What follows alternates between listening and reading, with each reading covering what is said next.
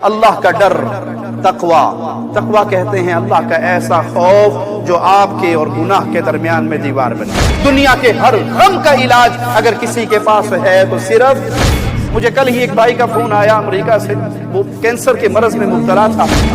اس خالق کو پکاریے تو صحیح، اس سے محبت کریے تو صحیح، دعا کو اپنا سہارا بنائیے تو صحیح، کلام الہی کو پڑھیے تو صحیح، اس کے در پہ آ کے جھکیے تو صحیح۔ پیارے حبیب فرماتے ہیں رات کو قیام کرو، رات کو تہجد پڑھو، یہ تمہیں اللہ کے قریب کر دے گا۔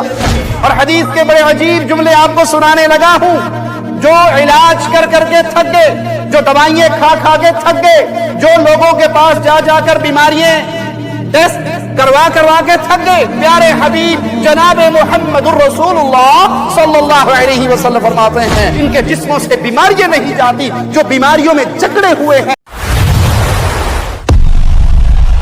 اگر آپ پہلی مرتبہ ہمارے چینل لائے ہیں پلیز سبسکرائب کر لیجئے۔ نماز کے ذریعے دنیا کا مسئلہ حل ہو سکتا ہے، میرے چھوٹے سے گھر کا نہیں ہو سکتا؟ میرے گھر میں ٹینشن ہے، میری زندگی میں غم اور دکھ اور پریشانیاں ہیں، اللہ کی قسم مصلی بچھائیے، اس خالق کو پکاریے، اس کے سامنے 2 رکعت نماز پڑھیے، آنسو پیش کیجئے، سجدے کے اندر رو رو کر اپنے رب کو پکاریے۔ دنیا کے ہر غم کا علاج اگر کسی کے پاس ہے تو صرف اللہ کے پاس۔ مجھے کل ہی ایک بھائی کا فون آیا امریکہ سے، وہ کینسر کے مرض میں مبتلا تھا، تحدیث نعمت کے طور پہ اور اللہ خالق و مالک کی محبت اور رحمتوں کے طور پہ سنانے لگا ہوں۔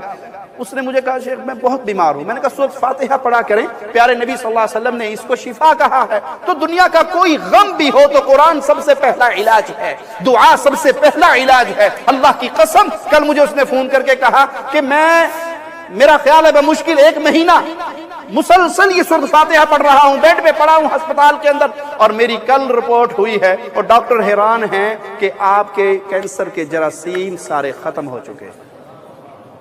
اس خالق کو پکاریے تو صحیح، اس سے محبت کریے تو صحیح، دعا کو اپنا سہارا بنائیے تو صحیح، کلام الہی کو پڑھیے تو صحیح، اس کے در پہ آ کے جھکیے تو صحیح، یہاں اپنے غموں کا علاج تلاش کرو۔ اور اللہ کی قسم اگر رب کے در پہ کوئی آگے غموں کا علاج تلاش نہیں کرتا تو دنیا کے کسی معاملے میں بھی اسے سکون نہیں مل سکتا۔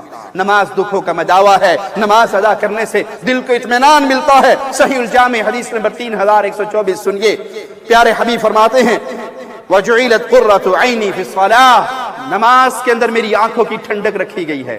اور ہمیں نماز پر ہی دنیا کے سارے کام یاد آتے ہیں۔ گناہوں کی وجہ سے کہیں یہ نہ ہو کہ خالق انسان کو دھتکار دے۔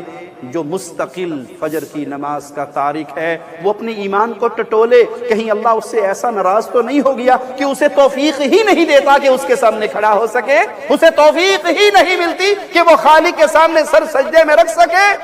ایمان ہے تو پیارے حبیب فرماتے ہیں میری آنکھوں کی ٹھنڈک اللہ نے بنائی ہے تو اس نماز میں۔ پیارے حبیب فرماتے ہیں رات کو قیام کرو، رات کو تہجد پڑھو، یہ تمہیں اللہ کے قریب کر دے گا، تمہارے گناہوں کو معاف کر دے گا۔ اور حدیث کے بڑے عجیب جملے آپ کو سنانے لگا ہوں۔ جو علاج کر کر کے تھک گئے، جو دوائیں کھا کھا کے تھک گئے، جو لوگوں کے پاس جا جا کر بیماریاں ٹیسٹ کروا کروا کے تھک گئے، پیارے حبیب جناب محمد الرسول اللہ صلی اللہ علیہ وسلم فرماتے ہیں وَمَطْرَدَةٌ لِلدَّاءِ عَنِ الْجَسَدِ، جن کے جسموں سے بیماریاں نہیں جاتی، جو بیماریوں میں جکڑے ہوئے ہیں، وہ تہجد کی نماز کو لازم پکڑے، اللہ ان کے جسموں کو بھی شفا عطا فرما دے گا۔ وہ تہجد کی نماز، وہ رات کی نماز، آپ کا غم، آپ کی ٹینشن، آپ کا دکھ، آپ کی بیماریاں، وہ سب اللہ ختم کر دے گا اگر تم رات کو اٹھ کو اپنے رب کو منانے والے بن گئے۔ اللہ کا ڈر، تقوی۔ تقوی کہتے ہیں اللہ کا ایسا خوف جو آپ کے اور گناہ کے درمیان میں دیوار بن جائے۔ تقوی اختیار کیجئے، خصوصاً وہ لوگ جو بے روزگار ہیں، قرضوں میں دبے ہوئے ہیں، حالات خراب ہیں، پریشانیوں میں ڈوبے ہوئے ہیں، ان کے لیے بہترین نسخہ ہے، آئیے اس کو استعمال کیجئے۔ یقین کی دنیا میں اتر کے اپنے یقین کی دولت کے ساتھ اس کو سینے سے لگائیے، اللہ آپ کے لیے سارے غموں کا علاج عطا فرما دے گا۔ اور وہ ہے کیا؟ وَمَن يَتَّقِ اللَّهَ، جو اللہ سے ڈر جائے، جس کے دل میں اللہ کا خوف آ جائے، جو گناہ کرتے ہوئے رک جائے کہ کل اللہ نے مجھے پوچھا تو کیا جواب دوں گا۔ اللہ نے قیامت کے دن کھڑے کر کے پوچھا بندے تو نے یہ کیوں کیا، رب کی کیوں کا کسی کے پاس لا يسأل عما يفعل وهم يسألون. کوئی اللہ سے نہیں پوچھ سکتا اللہ تو نے یہ کیوں کیا، اور اللہ جس کو چاہے پوچھ لے بندے تو نے یہ. وَمَن يَتَّقِ اللَّهَ يَجْعَل لَّهُ مَخْرَجًا. جو اللہ سے ڈر جائے، جو تقوی، ڈر، خوف الہی اپنے دل میں بٹھا لے، اللہ اس کے ہر ٹینشن سے، ہر غم سے اس کو نجات دے گا. اور بے روزگار، قرضوں میں دبے ہوئے، رزق کی وجہ سے پریشانیوں کا شکار، خالق کا کلام سنو، وَيَرْزُقْهُ مِنْ حَيْثُ لَا يَحْتَسِبْ. اللہ اس کو وہاں سے رزق دے گا جہاں سے اس نے کبھی گمان بھی نہیں کیا. اللہ سے ڈریے. گناہ کی طرف دل چاہے کہ جاؤں تو اللہ کا ڈر، اللہ دیکھ رہا ہے، اللہ نے پکڑ لینا ہے، اللہ پوچھنے پر قادر ہے، اللہ عذاب دینے پہ قادر ہے، اللہ سوال کرنے پہ قادر ہے. میں اللہ کے سامنے کیا کہوں گا؟ جب بھی جہاں بھی گناہ آئے، وہ رزق کمانے کے مسئلے میں ہو، یا آنکھوں کی چند لمحات کی لذت کا مسئلہ ہو، یا زبان کا طعم ہو، اس کے درمیان رب کے اس خوف کو لے آؤ اور یہ کہہ کے ڈر جاؤ کہ میں اللہ سے ڈرتا ہوں. اللہ نے سوال کیا تو میں کیا جواب دوں؟ علماء سے بچیے جو آپ کو